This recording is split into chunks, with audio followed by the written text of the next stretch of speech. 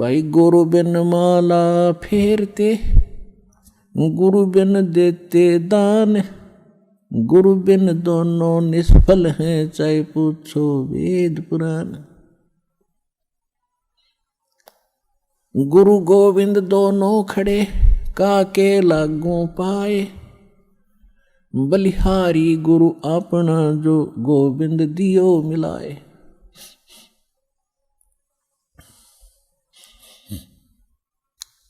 अब जो प्रसंग थोड़ा सा बीच में रह गया कि सतयुग में आप जन्मे, फिर आप वही आत्माएं जो कलयुग इस भक्ति को पाकर अभी तो सभी पार होंगे, ठीक है, जो अब नाम ले रहे हैं, जो अब नाम लेकर दृढ़ता से लग गए, तो इस जन्म में पार हो जाओगे, ये सत्कर मान लेना।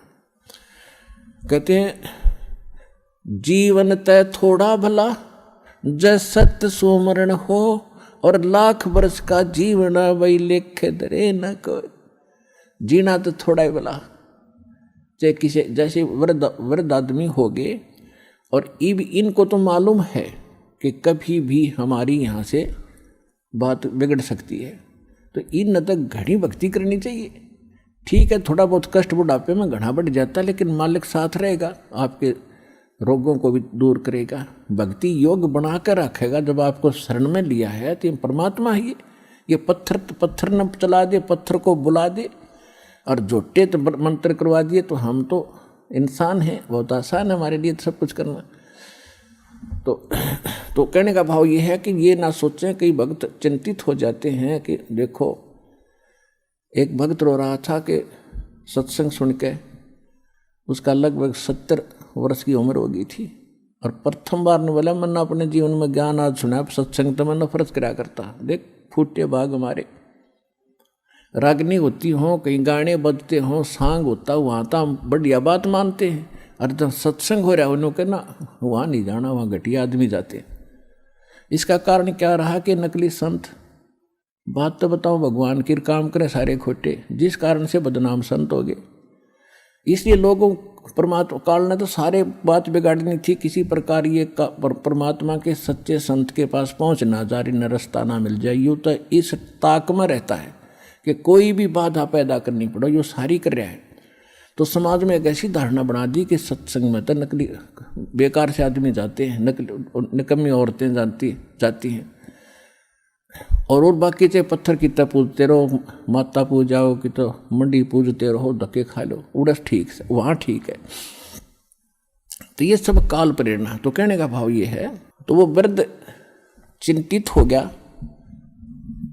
और रो बैठ के आंसू पड़े, कहने लगा महाराज जी मेरा क्या बनेगा। मैंने तो पहली बार सुना ये ज्ञान आज, मैं तो घनी नफरत मान्या करता इन संतों से, और मुझे नहीं मालूम था इतनी बढ़िया बात। और जीवन मेरा तो जीवन नाश हो लिया, सारी उम्र पशु की तरह कमाया हूँ।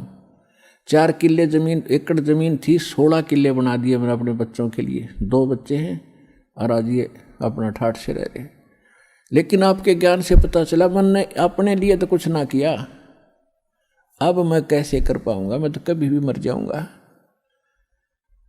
उसकी बुरा हाल देखा तो मैंने उसको समझाया कि अभी तक कुछ नहीं बिगड़ा आपका। अब जैसे कुएं में बाल्टी गिरती हो, पहले बहुत गहरे गहरे कुएं हुआ करते, 100 150 फुट नीचे तक, और खोद कर बना करते उसे जल निकालने के लिए एक लंबी रस्सी, नेजू बोलते हैं उसको, नेजू होती थी, उसका बाल्टी बांध करके कुएं में डालते थे। एक लकड़ की पुली सी बनाकर उसके ऊपर डालकर ऐसे खींचा करते थे। वो कई बार गलती से हाथ से छूट जाती, उधर लंबी तो बहुत लंबी होती थी, 100 150 फुट दूर तक खींच कर ले जाते थे, वहाँ छोड़ देते थे। उधर से उसने कुएं में डाल दी, जो वहाँ खड़ा था या नहीं था, वैसे अपने आप भी करना पड़ जाता ऐसे कई बार, और उधर से हाथ से छूट गई। तो वो क्या करती थी, रस्सी, बाल्टी नीचे जा रही है कुएं में और रस्सी हाथ से छूट गई, और वो भी आगे धीरे धीरे सरकती जा रही है, और वो रस्सी रहेगी 2 फुट की, गिरने में सारी जा चुकी है कुएं में, और भाग दौड़ के कोशिश करके उसका लास्ट भी पकड़ ले, एंड उसको पूछड़ी बोल रहे, पूछड़ी एंड ने, वो पूछड़ी भी मिल गई, हाथ में आ गई तो कुछ भी ना गया, बाल्टी भी आ गई, पानी भी आ गया। तो इसी प्रकार आपका कुछ नहीं बिगड़ा अभी तक। मनुष्य जीवन रहते और ये सतभक्ति मिल गई तो आप कहवा पूछड़ी हाथ में आ गई, एंड ठा गया इस जीवन का, और दोनों हाथों में डके खींच लो विष्णु, यानी भक्ति करो डट के, इस जन्म में बेड़ा पार हो जाएगा। जीवन ते थोड़ा भला जय सत्य सोमरण हो, ये लाख वर्ष का जीवन लेख धरे ना कोई। लाख लाख वर्ष भी हमने जी के देख दिया।